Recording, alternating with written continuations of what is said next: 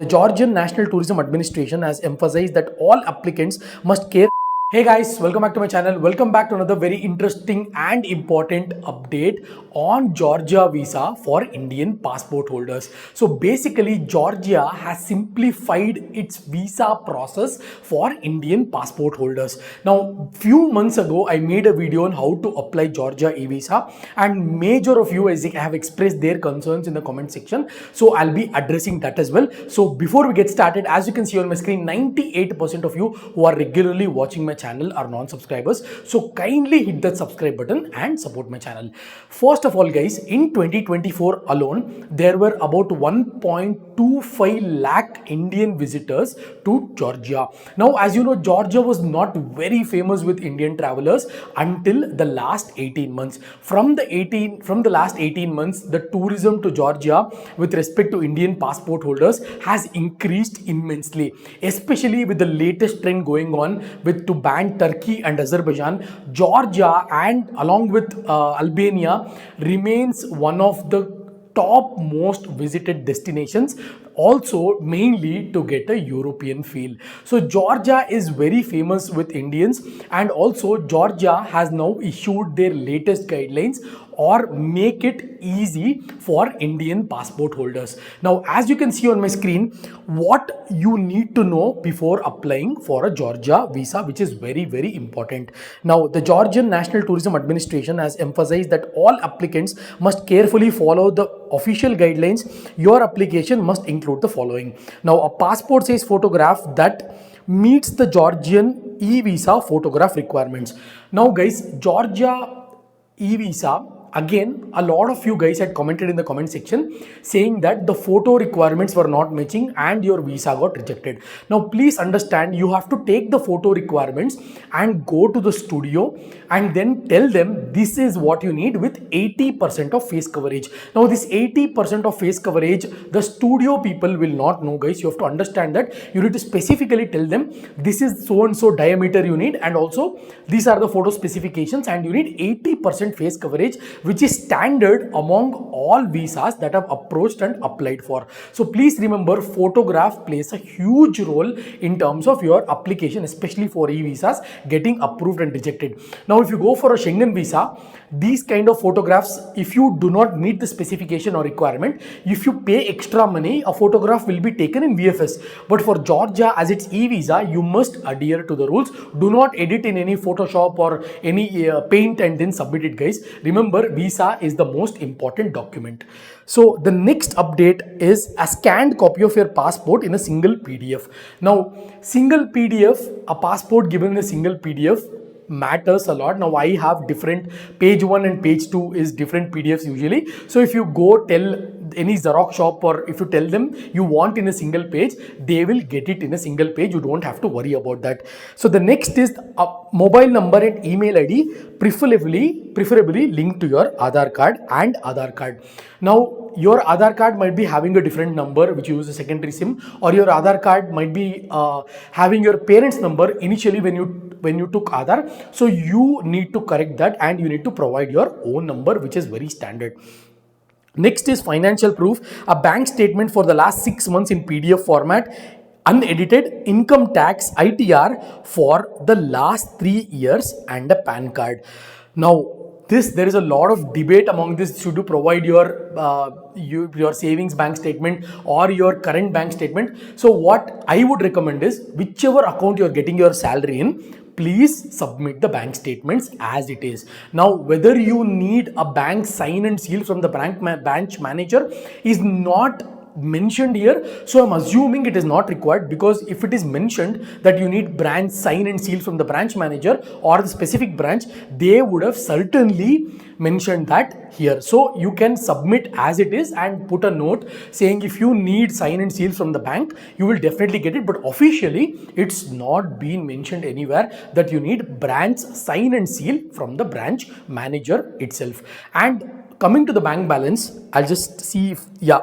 So if you have a sponsor, I'll just come to the bank balance, guys. So if you have a sponsor, include their bank statement, proof of relationship, and sponsor letter signed by the sponsor. Now you might have your spouse working in Georgia, you might have your brother, your sister, or any kind of family member, blood relation working in Georgia. Now you can easily submit whatever they have asked, whatever I just explained. You have to get the letterhead and you have to submit saying they will be the sponsor for you and host for you, and you have nothing to worry about. And one more point I missed was income tax returns for the last 3 years. Now income tax returns for the last 3 years is mandatory, guys. There is no negotiation in this for like I have last 2 years, I have only 1 year, then it is going to be a huge problem. So last 3 years income tax receipts are mandatory, and I'm not sure if your visa gets rejected, would you get a refund? I don't think you would get a refund. So please be cautious. If you have 1 or 2 years of IT returns, you better not apply for the visa itself, because they've clearly mentioned in the official documentation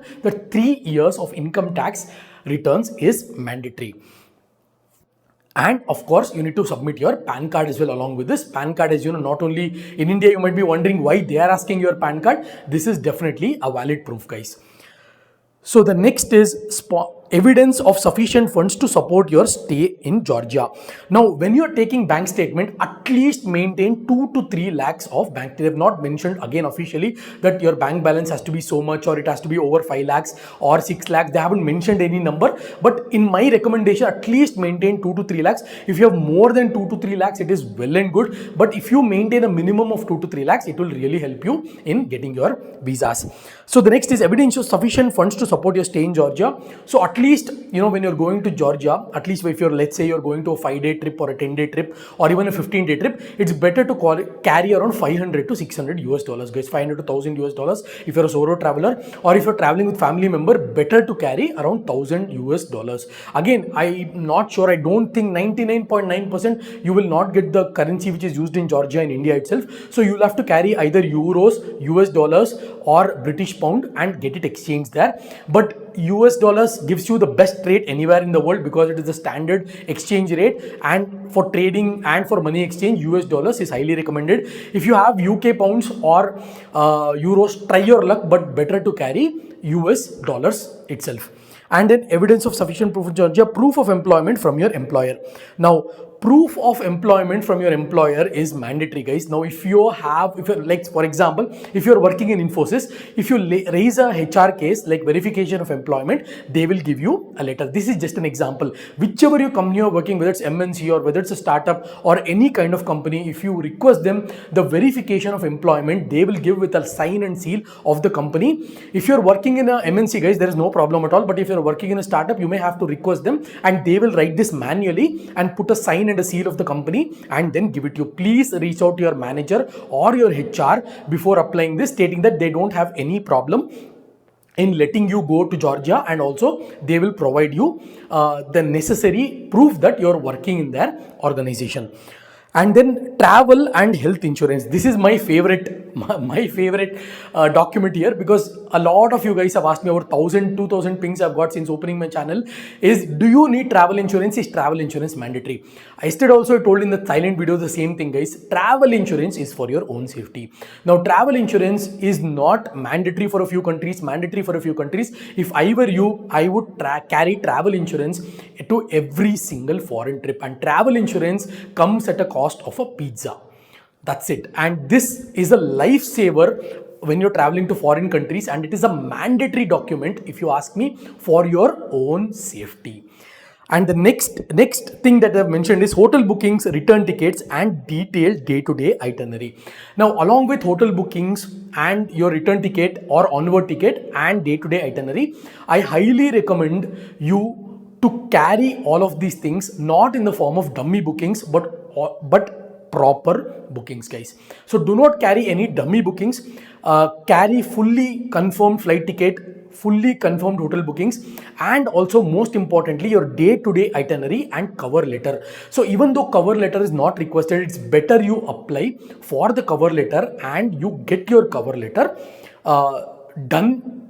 If you are facing any difficulties or if you want suggestions on how to prepare cover letter, you can follow me and then ping me on Instagram. To almost maybe 100-150 people have prepared cover letter, guys. So all of them have got their cover letters. All of them have got their visas after submitting the cover letters.